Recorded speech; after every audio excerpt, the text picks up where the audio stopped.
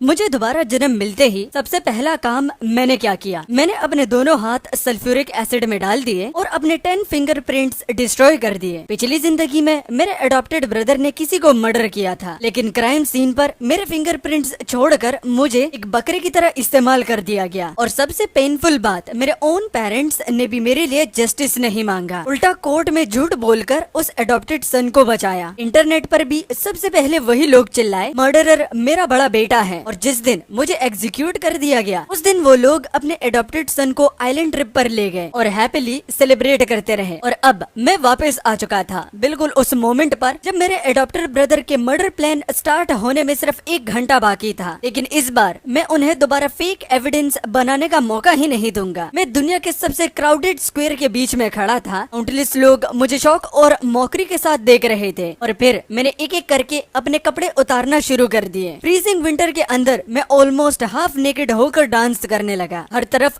Cameras ही cameras थे। सिर्फ कुछ मिनट्स में मेरी वजह से लाइव स्ट्रीम पर 1 बिलियन से भी ज्यादा व्यूवर्स आ गए। मैं स्माइल करते हुए लाउडली बोला, फैमिली अटेंशन चाहिए। एंड्स के बाद सबको sulphuric acid hand wash performance भी करके दिखाऊंगा। सुनते ही लाइव चैट इंस्टेंटली एक्सप्लोड हो गई। ये बंदा पागल है क्या? व्यूज के लिए लोग क्या क्या करते हैं। लेकिन मुझे कोई फर्क नहीं पड़ता था। जैसे ही मेरा लास्ट डांस खत्म हुआ, सिक्योरिटी गार्ड्स फाइनली भागते हुए आए। रुको, कहीं मत जाओ, तुम्हें पुलिस स्टेशन ले जाना पड़ेगा। मैं बस स्माइल किया और उनमें से एक की फोटो खींच ली। मेरा नाम जियाओ युंगवान है और मेरे फादर JAW ग्रुप के चेयरमैन हैं। मेरी मदर फेमस बैलेट एक्ट्रेस है और मेरा यंगर ब्रदर क्योटो यूनिवर्सिटी का टॉप स्टूडेंट। प्लीज को कॉल करना है तो करो, उसे कांटेक्ट भी कर लेना। कहते हुए मैंने अपने पास रखी हुई सल्फ्यूरिक एसिड की बोतल उठाई। सिक्योरिटी गार्ड का फेस इंस्टेंटली पेल हो गया। तुम क्या कर रहे हो? ये क्रिमिनल ऑफेंस है। लेकिन मैंने उसकी एक नहीं सुनी, डायरेक्ट सल्फ्यूरिक एसिड जमीन पर गिरा दिया और दोनों हाथ उसमें दबा दिए। एक टिस आवाज के साथ स्किल जलने की हॉरिफाइंग स्मेल हवा में फैल गई, बिल्कुल बारबेक्यू जैसी स्मेल। पेन इतना इंटेंस था कि मेरी बॉडी ऑलमोस्ट कोलैप्स हो गई। लेकिन मेरे दिल के अंदर जो रिवेंज का प्लेजर था, उसने मुझे खड़ा रखा। क्राउड तो ऑलरेडी डर के पीछे हट चुकी थी। मैं सीधा एक लाइव स्ट्रीम कैमरा के सामने गया और अपने खून और जले हुए स्किन से भरे हाथ दिखाए। दांत बिंच कर बोला, सब क्लियरली देख लो। 12 जनवरी शाम 5:30 के बाद मैं युंगवान अब फिंगरप्रिंट्स नहीं रखता। पिछली जिंदगी में सिर्फ 3 घंटे बाद मेरे सो कॉल्ड यंगर ब्रदर जू शूसी एक मेल क्लासमेट को रूफ टॉप पर ले जाकर पुश कर देता है। उसने स्पेशली ग्लव्स बनवाए थे जिन पर मेरे फिंगरप्रिंट्स के कॉपी किए गए थे और मेरे पेरेंट्स ने उसके लिए फेक एलिबाई दिया। साथ ही मेरे अगेंस्ट फेक मर्डर एविडेंस भी क्रिएट किया। सब का सब मुझे बकरा बनाने के लिए। लेकिन इस बार मैं पूरी दुनिया के सामने वायरल हो चुका था और मैंने अपने फिंगरप्रिंट्स परमानेंटली डिस्ट्रॉय कर दिए थे। मुझे क्लियरली याद है जब पिछली जिंदगी में जब जूशु मुझे जेल में मिलने के लिए आया था, एक सिंपैथी के साथ बोला था, बड़े भाई मेरे पास और कोई ऑप्शन नहीं था। मॉम और डैड मुझे बहुत प्यार करते हैं। अगर मैं जेल चला जाता तो वो कितने सैड होते, तो सेक्रीफाइस तो आपको ही करना था। उसकी वो स्माइल आज तक मेरे दिमाग में जलती रहती है। लेकिन इस बार अगर वो फैमिली रियूनियन चाहता है तो मैं पूरी फैमिली को ही प्रिजन भेजूंगा। पुलिस स्टेशन में रूटीन क्वेश्चनिंग के दौरान मैं क्वाइटली ग्लव्स पहनकर बैठा हुआ था। अभी अचानक किसी ने मेरे बाल जोर से पकड़कर खींच लिए और मुझे जमीन पर पटक दिया गया और अगले ही सेकंड 2 थप्पड़ मेरे चेहरे पर मुझे मारे। तुम यूजलेस कचरा, इंटरनेट पर पूरी फैमिली की इंसल्ट करवा दी तुमने। मैंने स्लोली ऊपर देखा, मेरे सामने मेरे बायोलॉजिकल पेरेंट्स खड़े थे और मुझे देखते ही उनका गुस्सा और भी बढ़ गया। मेरे फादर ने कॉलर पकड़कर मुझे जोर से खींच लिया। अपने भाई का नाम लाइव स्ट्रीम में लेने की हिम्मत कैसी हुई तुम्हारी? मुंह काला करके भी शर्म नहीं आती? मेरी मदर की आंखें आंसुओं से भरी हुई थी, लेकिन उन आंसुओं में मेरे लिए कंसर्न नहीं था, सिर्फ और सिर्फ डिसअपॉइंटमेंट थी। वो मुझे घूरते हुए बोली, मैंने तुम जैसे इंसान को जन्म कैसे दे दिया? अगर तुम्हारे छोटे भाई को तुम्हारी वजह से थोड़ी भी तकलीफ हुई तो मैं तुमसे इसी वक्त माँ और बेटे का रिश्ता तोड़ दूंगी। मेरी आंखों से बिना वार्निंग के 2 आंसू नीचे गिर गए। ये वो दिल था जो कब का इन दोनों से डिसअपॉइंट हो जाना चाहिए था। लेकिन फिर भी इस मोमेंट में ऐसा लग रहा था जैसे किसी ने उसी वक्त नाइफ से कट कर दिया हो। 5 साल की एज तक मैं इस फैमिली का रियल यंग मास्टर था। लेकिन जिस दिन जियाओ शू अडॉप्ट हुआ तो उसी दिन के बाद मेरे फादर और उसकी वाइफ के दिल में मेरे लिए जगह खत्म हो गई। बचपन में अगर मैं उसके साथ सेम टॉय के लिए फाइट भी कर ली तो मेरे फादर सर्वेंट्स को बोलकर मुझे लटका कर मारते थे। उसके बाद डार्क बेसमेंट में लॉक कर देते। अगर एक काइंड हाउसकीपर सीक्रेटली मुझे रोज खाना ना देती तो शायद मैं बचपन में ही उस डैम्प बेसमेंट में मर गया होता। उस दिन के बाद मेरी पूरी लाइफ जियाओ शू के शेडो में गुजरी। उसे जरा सी भी भी डिससेटिस्फैक्शन होती तो मुझे पनिशमेंट मिलती। कभी फैमिली रूल्स के नाम पर कन्फाइनमेंट,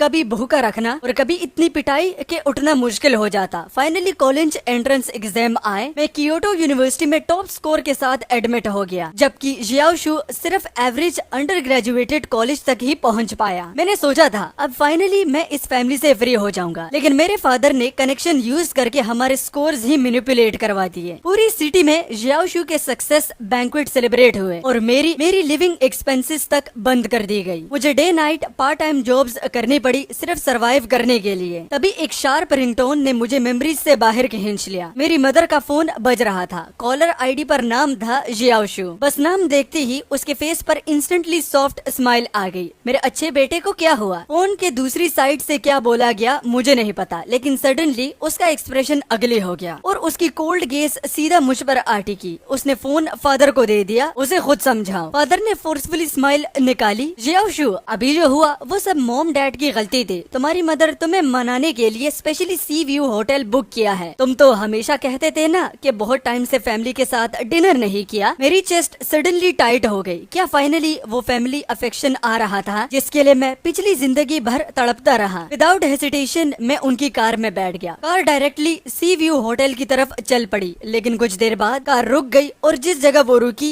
उसे देखकर मेरी बॉडी इंस्टेंटली कोल्ड हो गई। वही बिल्डिंग, वही रूफटॉप बिल्डिंग जहाँ थोड़ी देर बाद वो लड़का पुश किया जाने वाला था। मदर सॉफ्टली बोली, देखो जियाओशू ने स्पेशली तुम्हारे लिए गिफ्ट प्रिपेयर किया है। मुझे इंस्टेंटली समझ आ गया ये लोग मुझे डायरेक्टली क्राइम सीन पर ला रहे थे। इस बार मैं क्वाइटली ट्रैप में नहीं गिरने वाला था। मैं स्लोली मदर की तरफ मुड़ा और सीधा उसके डेलिकेट फेस पर खून थूक दिया। मैं वेट नहीं करूंगा, मुझे अभी भी डांस कंटिन्यू करना है। मदर शॉक में स्क्रीम करते हुए खड़ी होगी। वो मुझे गाली देने ही वाली थी, लेकिन फिर अचानक जैसे उसे कुछ याद आ गया। उसने खुद को फोर्सफुली काम किया। युंगवान, बच्चों की तरह जिद मत करो। मॉम और डैड तुमसे ऑलरेडी माफी मांग चुके हैं। ये कहकर उसने फादर की स्लीव खींच कर सिग्नल दिया कि वो भी कुछ बोले, लेकिन मैंने फिर एक और माउथफुल ब्लड उसके फेस पर थूक दिया और स्माइल करते हुए सिर्फ एक वर्ड बोला, नहीं। अगले सेकंड फादर ने पूरी फोर्स से मुझे किक मारा। मेरा बॉडी 1 मीटर दूर जाकर मार्बल पिलर से टकराया। ऐसा लग रहा था मेरी स्पाइन टूट गई हो। शेमलेस कचरा। फादर गुस्से में चीख रहे थे। इसे गाड़ी में बैठाओ। उन्होंने अपने फेस से ब्लड वाइप किया और तुरंत 2 ब्लैक क्लोथेड बॉडीगार्ड बुला लिए। पुलिस ऑफिसर्स मुझे बचाने की कोशिश करना चाहते थे, लेकिन फादर ने सिर्फ एक कोल्ड ग्लेयर दिया और वो सब चुप हो गए। तुम्हें लगता है हमसे बड़ा कोई है? फादर की कोल्ड वॉइस मेरे कानों में गूंजी। 2 बॉडीगार्ड्स ने मेरे आर्म्स पकड़ के मुझे वायलेंटली ट्विस्ट किया और मेरे बाल पकड़कर मुझे कार की तरफ घसीटने लगे। मैं इंस्टेंटली समझ गया वो मुझे ट्रंक में डालने वाले थे। फादर ने डिस्गस्टेड टोन में कहा, ये घटिया चीज बैक सीट में बैठने लायक नहीं। अगला सेकंड मेरे दिमाग में फियर की पुरानी मेमोरीज फ्लड की तरह टूट पड़ी। 3 साल पहले फादर और मदर जियाओशू को सेल्फ ड्राइविंग ट्रिप पर ले गए थे। मैं उनके पीछे पीछे घूमता रहा, तब जाकर उन्होंने मुझे अलाउ किया, लेकिन एक कंडीशन पर। मैं पूरी ट्रिप में ट्रंक के अंदर ही रहूंगा। और फिर वो लोग लिटरली मुझे भूल गए। 3 दिन तक,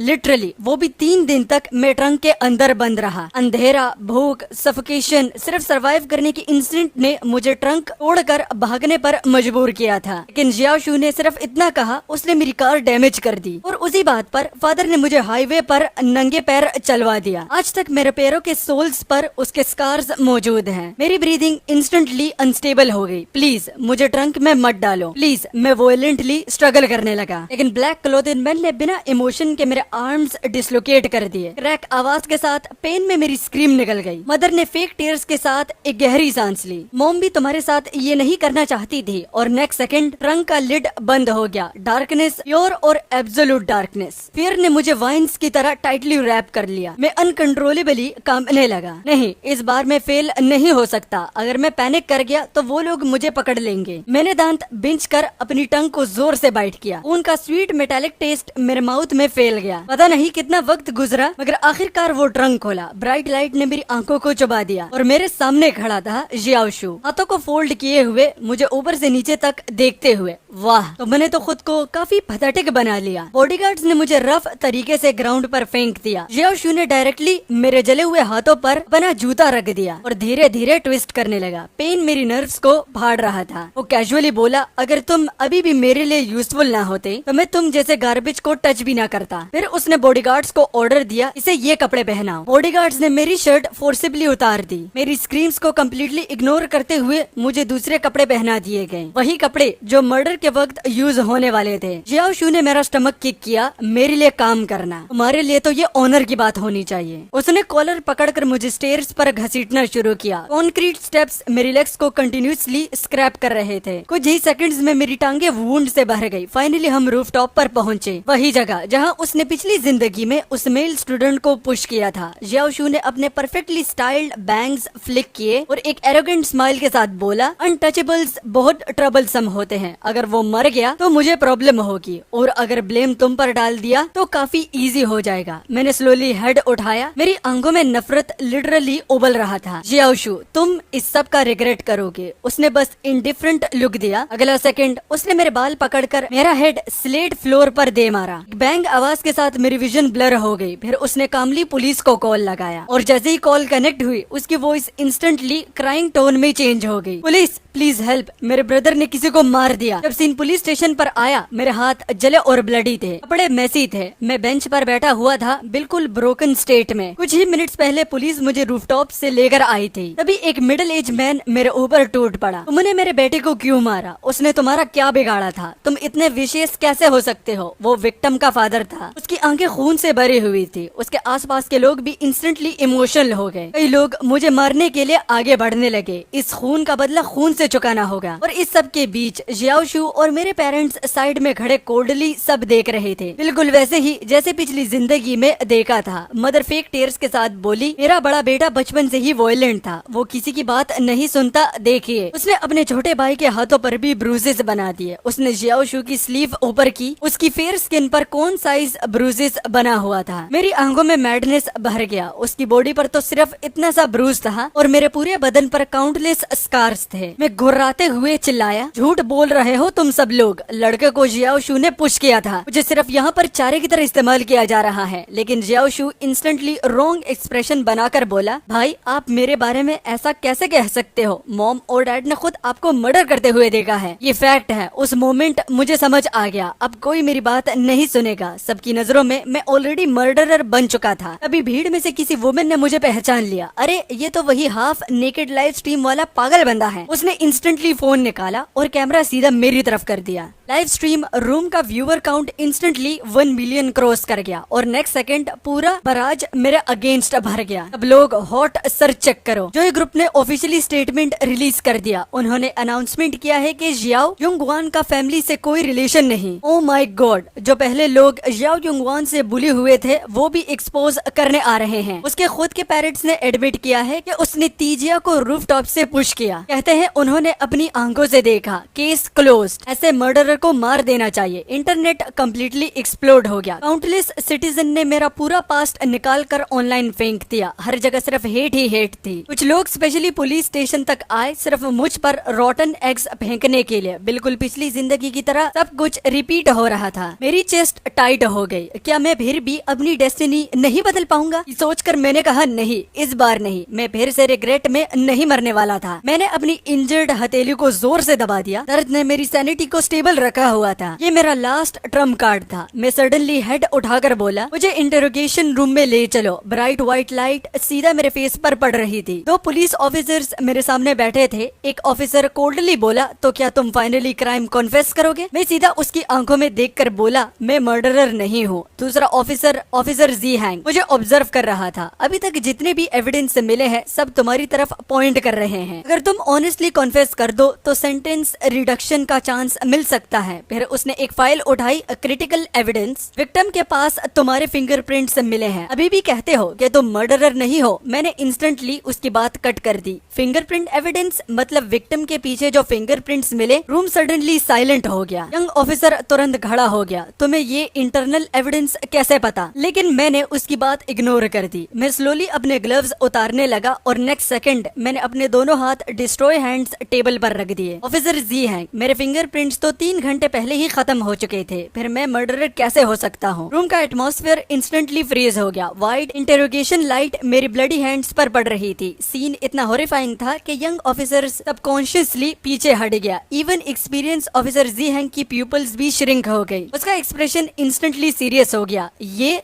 तुम्हारे हाथ को क्या हुआ? ये कब हुआ? मैंने कामली बोला, आज शाम 5:30 बजे सेंट्रल स्क्वायर में मैंने सल्फ्यूरिक एसिड यूज करके खुद अपने फिंगरप्रिंट्स डिस्ट्रॉय किए। पूरे इंटरनेट पर मिलियंस ऑफ व्यूअर्स विटनेस हैं। लाइव स्ट्रीम रिकॉर्डिंग अभी भी अवेलेबल होगी। सीन पर जो लोग थे उन्होंने भी वीडियोस बनाई हैं। मैंने अपनी थर्मस लेयर कम्प्लीटली डिस्ट्रॉय कर दी। मेरे फिंगरप्रिंट्स कभी रिकवर नहीं हो सकते। जैसे ही मेरी बात खत्म हुई, पूरे केस की लॉजिक चेन कोलैप्स हो गई। इंटरोगेशन रूम डेड साइलेंट हो गया। दोनों ऑफिसर्स एक दूसरे को देखने लगे। उनकी आंखों में क्लियरली शॉक था। ऑफिसर जी हैंग सडनली खड़ा हो गया। इमीडिएटली सेंट्रल स्क्वायर की टाइमलाइन वेरीफाई करो। क्राइम टाइमलाइन के साथ एग्जैक्ट कंपैरिजन चाहिए। टेक्निकल डिपार्टमेंट को बोलो फिंगरप्रिंट एविडेंस दोबारा इवेल्युएट करे। उसने रैपिड फायर ऑर्डर्स देना शुरू कर दिए। यंग ऑफिसर तुरंत भाग गया। कुछ सेकंड्स बाद ऑफिसर जी हैंग वापस मेरी तरफ मुड़ा। उसकी आंखें कॉम्प्लिकेटेड इमोशन से भरी हुई थी। यंग श्वान, अगर तुम सच कह रहे हो तो इसका मतलब तुम्हारे बायोलॉजिकल पेरेंट्स और तुम्हारा सो कॉल्ड ब्रदर सबने झूठ बोला है और असली किलर अभी भी बाहर घूम रहा है। उसी वक्त इंटरोगेशन रूम का डोर नॉक हुआ। एक और पुलिस ऑफिसर अंदर झांका। उसका एक्सप्रेशन थोड़ा चेंज था। टीम जी हैंग, जियाओ युंगवान और जियाओ शू अभी भी बाहर हैं। दोनों बहुत इमोशनल हो रहे हैं। वो इंसिस्ट कर रहे हैं कि सस्पेक्ट को जल्दी कन्विक्ट किया जाए और कह रहे हैं कि विक्टिम फैमिली की तरफ से सेवियर पनिशमेंट डिमांड करें। ऑफिसर जी हैंग की आईज इंस्टेंटली कोल्ड हो गई। Perfect timing. उन दोनों को अलग अलग क्वेश्चनिंग रूम में ले जाओ। मेरी परमिशन के बिना कोई बाहर नहीं जाएगा। ऑर्डर्स देने के बाद वो मेरी तरफ मुड़ा। उसकी टोन पहले से सॉफ्टर थी लेकिन सस्पिशियस अभी भी बाकी था। जियाओ युंगवान, तुमने जो बोला है हम उसकी इमीडिएटली इन्वेस्टिगेशन करेंगे, लेकिन जब तक सच कंफर्म नहीं होता तुम अभी भी प्राइम सस्पेक्ट हो। हमें इन्वेस्टिगेशन में कोऑपरेट करना होगा। मैंने कामली हेड हिला दिया। ऑफिसर, रिक्वेस्ट करता हूँ कि मेरे फिजिकल कंडीशन का पूरा मेडिकल रिकॉर्ड मेंटेन किया जाए। ऑफिसर जी हैंग ने बिना हेसिटेट किए एग्री कर लिया। दूसरी तरफ जियाओ फैमिली को अलग अलग रूम्स में ले जाया गया। फादर इंस्टेंटली फ्यूरियस हो गया। एविडेंस ऑलरेडी क्लियर है। उसने खुद इनडायरेक्टली एडमिट भी किया। अब और क्या इन्वेस्टिगेट करना बाकी है? उसने हमारी फैमिली की रेपुटेशन डिस्ट्रॉय कर दी। हमारी पेरेंटिंग फेल हुई तभी वो इतना क्रूल बना। हम विक्टिम फैमिली को फुल कंपनसेशन देंगे। मदर फेक वर्ड फेस बनाकर बोली, ऑफिसर मेरा बेटा ठीक तो है? वो इमोशनली अनस्टेबल लग रहा था। उसने कोई बकवास तो नहीं बोली? प्लीज उसकी बातों पर बिलीव मत कीजिए। वो बस अपना क्राइम ड्रैग करना चाहता है। लेकिन पुलिस ऑफिसर का रिस्पॉन्स हर रूम में सेम था। केस अभी इन्वेस्टिगेशन में है, प्लीज कोऑपरेट। टाइम धीरे धीरे पास होने लगा। इवन जियाओ फैमिली को भी फील होने लगा सिचुएशन नॉर्मल नहीं है। फादर फाइनली इम्पेशेंट होकर चिल्लाया, ऑफिसर्स इसका क्या मतलब है? हम आई विटनेस हैं, सस्पेक्ट नहीं। आप हमें यहाँ डिटेन नहीं कर सकते। लेकिन गार्ड ऑफिसर ने सिर्फ एक ही लाइन रिपीट की, please cooperate. Please investigation terrifyingly fast थी। सेंट्रल स्क्वायर की लाइव स्ट्रीम फुटेज निकाली गई। सिटीजन्स के काउंटलेस स्क्रीन रिकॉर्डिंग कलेक्ट किए गए। सीन पर मौजूद विटनेसेस के स्टेटमेंट्स कंपाइल किए गए। हर चीज की एग्जैक्ट टाइम स्टैम्प मैच की गई। रिजल्ट, मैंने 5:30 PM पर सल्फ्यूरिक एसिड अपने हैंड्स पर डाला था और स्किन डॉक्टर के अकॉर्डिंग विक्टिम की डेथ अप्रोक्सीमेटली 8:30 PM पर हुई थी। और उसी वक्त मेरा हाथ का प्रिलिमिनरी फॉरेंसिक एग्जामिनेशन भी कंप्लीट हुआ। रिपोर्ट क्लियर थी, fresh severe chemical burn, skin tissue completely damage. ऐसी कंडीशन में वैलिड फिंगरप्रिंट्स लीव करना इम्पॉसिबल था। लेकिन इन्वेस्टिगेशन वही खत्म नहीं हुई। टेक्निकल डिपार्टमेंट ने क्राइम सीन पर माइल फिंगरप्रिंट्स का सेकेंडरी डीप एनालिसिस किया और रिजल्ट देखते ही पूरा डिपार्टमेंट साइलेंट हो गया। फिंगरप्रिंट्स अननेचुरली बहुत ज्यादा क्लियर था, बिल्कुल unnatural. Normal human skin pressure और टेक्सचर रिस्टोरेशन मिसिंग थे। इंस्टेड एविडेंस स्ट्रांगली इंडिकेट कर रहे थे कि फिंगरप्रिंट्स किसी मोल्ड या आर्टिफिशियल ट्रांसफर फिल्म से बनाए गए थे। सारे क्लूज धीरे धीरे एक हॉरिफाइंग ट्रूथ की तरफ पॉइंट करने लगे। ऑफिसर जी हैंग प्रिलिमिनरी रिपोर्ट पकड़े हुए खामोश खड़ा था। उसका फेस डार्क हो गया। उसने करियर में काउंटलेस क्राइम्स देखे थे, लेकिन अपने बायोलॉजिकल सन को फ्रेम करने के लिए फैमिली अफेक्शन का इतना विशेष यूज, ये केस उसे भी चिल्स दे रहा था। उसने इंस्टेंटली ऑर्डर दिया, जियाओ शू को इमीडिएटली इंटरोगेशन रूम में ले जाओ। सर्च वारंट अप्लाई करो। जियाओ फैमिली हाउस और जियाओ शू के पर्सनल बिलोंगिंग्स थ्रूली सर्च होंगे। हमें फिंगरप्रिंट्स, मोल्ड्स या ट्रांसफर टूल्स ढूंढने हैं। कुछ देर बाद इंटरोगेशन रूम का डोर दोबारा खोला। इस बार अंदर लाया गया जियाओ शू को। अभी तक एरोगेंट और कॉन्फिडेंट रहने वाला जियाओ शू पहली बार नर्वस लग रहा था। पुलिस ने उसके सामने डायरेक्ट एविडेंस फेंक दिया। आर्टिफिशियल फिंगरप्रिंट्स, टाइमलाइन मिसमैच और फोरेंसिक रिपोर्ट्स, हर चीज उसके फेक सेटअप को टेयर अपार्ट कर रही थी। उसकी साइकोलॉजिकल डिफेंस धीरे धीरे क्रैक होने लगी। उसने कभी इमेजिन भी नहीं किया था कि उसका परफेक्ट फ्रेम अप प्लान इतना जल्दी एक्सपोज हो जाएगा। जियाओ शू ने कभी इमेजिन भी नहीं किया था कि मैं इतना एक्सट्रीम स्टेप ले लूंगा। लूंगा, अपने ही फिंगरप्रिंट्स डिस्ट्रॉय कर दूंगा और उसका पूरा फ्लॉलेस प्लान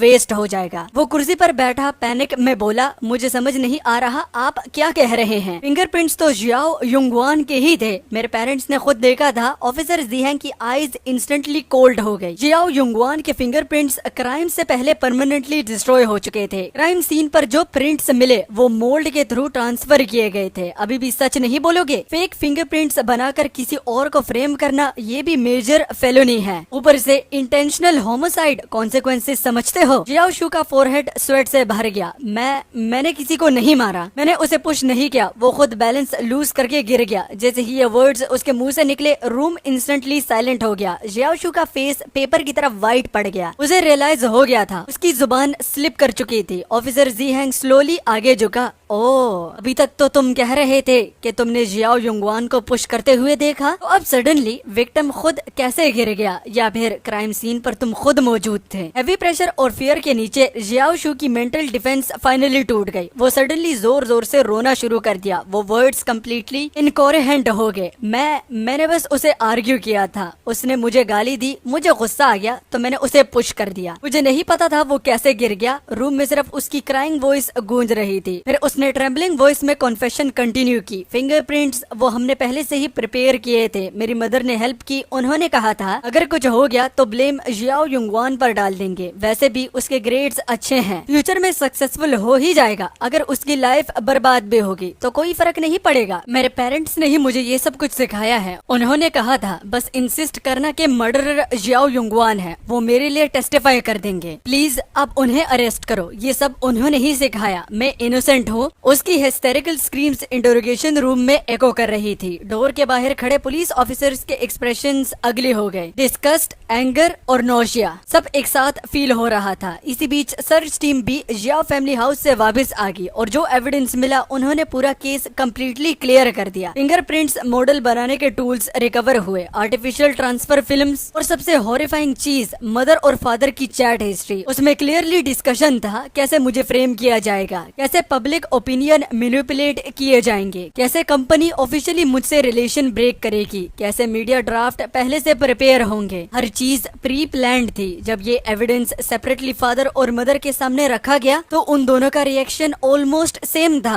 पहले डायरेक्ट डिनायल, फिर एक दूसरे पर ब्लेम शिफ्ट करना और फाइनली पुलिस का साइकोलॉजिकल प्रेशर और इनफ्यूरेबल एविडेंस के सामने दोनों कोलैप्स कर गए। मदर ग्राउंड पर गिरकर रोती हुई बोली, मुझे कुछ नहीं पता था, बस मैं अपने बेटे से बहुत प्यार करती थी, मैं उसके लिए ब्लाइंड हो गई। जियाओ शू बचपन से ही ऑर्फन था, वो बहुत पिटीफुल था। जियाओ युंगवान के पास तो सब कुछ था, तो अगर उसके भाई के लिए थोड़ा सेक्रीफाइस कर देता तो क्या हो जाता। फादर भी डेस्परेट टोन में जस्टिफाई करने लगा, हम जियाओ शू की लाइफ रुइन होते हुए नहीं देख सकते थे। हमने कभी नहीं सोचा था सिचुएशन इतनी बिगड़ जाएगी। लेकिन उसकी हर जस्टिफिकेशन, हर सेल्फिश एक्सक्यूज कैमरा में डायरेक्टली रिकॉर्ड हो चुकी थी और इंटरनेट पर स्टॉर्म ऑलरेडी शुरू हो चुका था। पहला पूरा इंटरनेट मुझे गाली दे रहा था, लेकिन धीरे धीरे सेंट्रल स्क्वायर की लाइव ऑडियंस के वीडियोस और न्यू एविडेंस ऑनलाइन लीक होने लगे। सल्फ्यूरिक एसिड से हाथ जलने वाली मेरी वो फुल वीडियो एग्जैक्ट टाइमिंग के साथ इंटरनेट पर वायरल होने लगी। हर तरफ लोग उसे रिट्वीट कर रहे थे और धीरे धीरे सिटीजन्स को कुछ अजीब लगने लगा। टाइमिंग मैच नहीं कर रही, उसने फिंगरप्रिंट्स पहले डिस्ट्रॉय किए थे। एक मिनट, क्या इसका मतलब क्या ये पूरा सेटअप था? जोई फैमिली ने इतनी जल्दी रिएक्शन क्यों दिया? अपने ही बेटे के साथ कोई ऐसा बिहेव करता है? लोगों को अब सब कुछ सस्पिशियस लगने लगा था। फिर किसी ने जियाओ शू की यूनिवर्सिटी फॉर्म के पूरे वीडियोस निकाल दिए जहां वो लोगों को बुली करता दिख रहा था। पहले ये सब पावरफुल कनेक्शंस की वजह से दबा दिया गया था, लेकिन अब इंटरनेट का मूड बदल चुका था। और जब पुलिस इंटरोगेशन के लीक्ड क्लिप्स ऑनलाइन आए जहां पेरेंट्स एक दूसरे पर ब्लेम डाल रहे थे, पूरा इंटरनेट फट गया। जियाओ युंगवान इनोसेंट है, fake fingerprints scam exposed. Parent ने खुद अपने बायोलॉजिकल सन को फंसाया। जो लोग पहले मुझे गाली दे रहे थे अब उन्हें लग रहा था कि उन्हें मैनिपुलेट किया गया है। उनका गुस्सा सुनामी की तरह जियाओ फैमिली पर टूट पड़ा। ये फैमिली मॉन्स्टर्स हैं, अपने ही बेटे की जिंदगी बर्बाद कर दी। जोई ग्रुप बायकॉट करो इसे। मार्केट खुलते ही कंपनी के स्टॉक्स क्रैश कर गए। पेरेंट्स ने कॉन्ट्रैक्ट्स टर्मिनेट कर दिए। पब्लिक आउटरीच और फाइनेंशियल कोलैप्स ने मिलकर उनकी एम्पायर हिला दी। जब पुलिस मुझे हॉस्पिटल ले जाने के लिए इंटरोगेशन रूम से बाहर ले जा रही थी, तभी सामने जियाओ फैमिली को भी अलग अलग एस्कॉर्ट रिपोर्ट करके लाया गया। मेरी माँ चिल्लाई, तुम शैतान हो, तुमने सब कैलकुलेट किया था। फिर भी उसने रोते हुए कहा, प्लीज अपने भाई को बचा लो, उसकी लाइफ ऑलरेडी मिजरेबल थी। मर्डर विक्टिम के पेरेंट्स के सामने जाओ, घुटनों पर गिर जाओ, अगर वो तुम्हें मरने के लिए भी कहे मान लेना। तेरे मैं की ये औरत मेरा दिमाग खराब कर रही है। मैं धीरे से हंसा। मेरी प्यारी माँ, तुम्हें अपनी हस्बैंड की मिस्ट्रेस का बेटा इतना पसंद था? अचानक जियाओ शू चीख पड़ा, मैं नाजायज औलाद हूँ, मैं उसका असली बेटा नहीं हूँ। तुम कितनी बेवकूफ थी, 20 साल तक किसी और औरत के बेटे को पालती रही और अपने ही असली बेटे को बर्बाद करती रही। माँ पागल की तरह चिल्लाने लगी। वो और मेरे फादर वही लड़ने लगे। मैं बस चुपचाप जियाओ शू के पास गया और उसके कान में धीरे से कहा, पता है मैंने अपने फिंगरप्रिंट्स पहले क्यों डिस्ट्रॉय किए थे? क्योंकि मैं एक ऐसी रूह हूँ जो 2 जिंदगियों की नफरत लेकर वापस आई हूँ। मैं स्पेशली तुम तीनों की जिंदगी बर्बाद करने के लिए वापस आया हूँ। मेरे फादर का चेहरा हॉरर से भर गया, जैसे उसने पहली बार मुझे सच में देखा हो। माँ जमीन पर गिर गई, बिल्कुल टूट चुकी थी और जियाओ शू अब भी घबराहट में चिल्लाता जा रहा था। मैं बिना पीछे देखे सीधा पुलिस स्टेशन के बाहर चल दिया। बाहर रिपोर्टर्स की भीड़ लगी हुई थी। कैमरा की फ्लैशेस दिन की रोशनी की तरह चमक रही थी, लेकिन इस बार वो कैमरास किसी मर्डरर या पागल इंसान पर नहीं बल्कि एक सेवियर पर फोकस कर रहे थे। इसके बजाय निशाना एक ऐसे इंसान पर था जिसे दुख भरे झूठों इल्जाम में फंसा दिया गया था।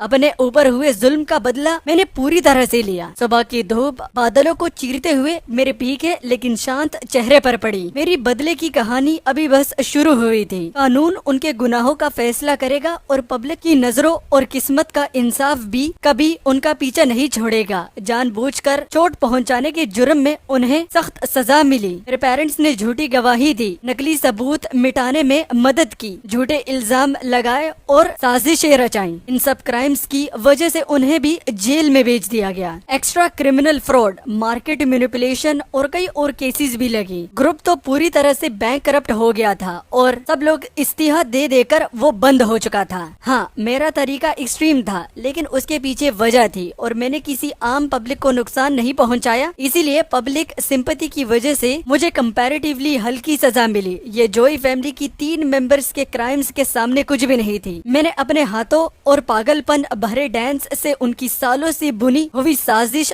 को टुकड़े टुकड़े कर दिया और अपनी नई जिंदगी शुरू की। पिछले जन्म में वो लोग शान और खुशी में जीते थे, इस जन्म में वो जेल में बैठे हैं। शायद इसे ही कार्मा का पहल कहते हैं। अगली बार मैं अपनी जिंदगी रोशनी के साथ जीऊंगा, कभी भी नफरत के अंधेरे में नहीं डूबूंगा। और ये थी मेरी कहानी। तो ये स्टोरी यहाँ पर खत्म होती है। वीडियो पसंद आई तो वीडियो को लाइक कर देना, ज्यादा से ज्यादा लाइक करना। आज एम रखते हैं 6000। भाई करवा दो प्लीज यार। कमेंट 500 या 1000 इतना तो कर ही सकते हो भाई, हार्ट ही भेज दो। और सेकंड चैनल, उस पर 1000 सब्सक्राइबर्स अभी तक नहीं हुए, link in the comment section, जाकर उसे भी सब्सक्राइब कर दो। आज हर एक बंदा जो के लाइक और सब्सक्राइब ठोकेगा उसकी किस्मत 1 महीने के लिए बदल जाएगी और उसको 1 लाख रुपए इनाम में मिलेंगे। चलो अब फटाफट ठोको।